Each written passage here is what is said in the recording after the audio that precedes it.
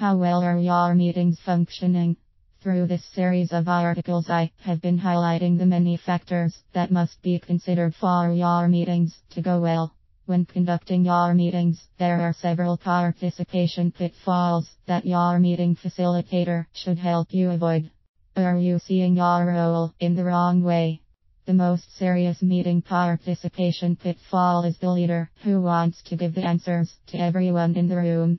Don't get me wrong, there are times when we need answers from the senior leader, but those times should be rare. Great leaders see that their role in the meeting is to ask the right questions and to listen to the ideas of their team. They realize there are many ways to do things, and there is rarely only one right answer. They put big ideas on the table, ask difficult questions, and get the team to debate those ideas. Once they have heard everyone's point of view, they can then combine their team's input with their own opinions to make the best decisions possible, given the circumstances. The leader's job is to access the brains of the team, not to be the team's brain. Do you tend to jump into problem-solving mode too quickly?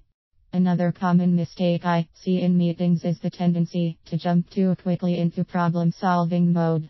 As soon as a meeting participant raises an issue, concern, or problem, everyone moves too quickly to find a solution or provide an answer.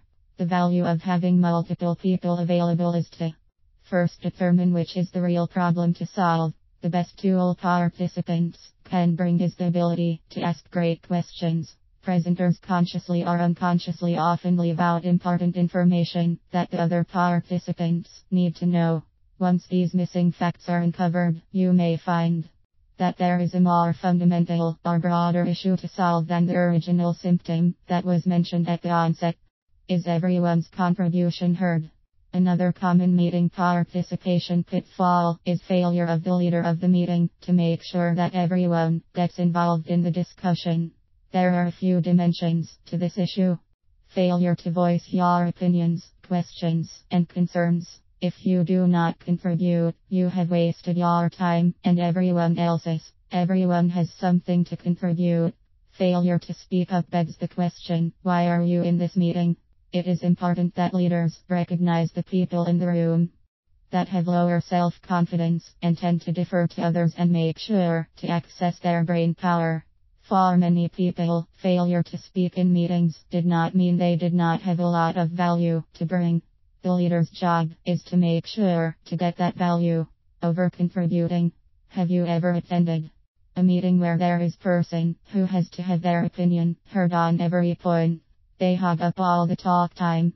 These people seem to love to hear their own voice and think that because they are talking they are the smartest and most valuable people in the room. These people need to be taught to give others a chance to speak and have limits set for the amount of time they are permitted to speak. Active listening. It is important to identify what is not being said. Watching people's body language, listening to tone, and understanding why they say what they do is many times more important than what they say. The words people use comprise just 7% of communication.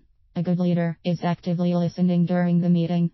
This helps ensure that, when decisions are made and plans are set, that everyone is committed. An executive business coach can help you run a more effective business or become a more effective leader.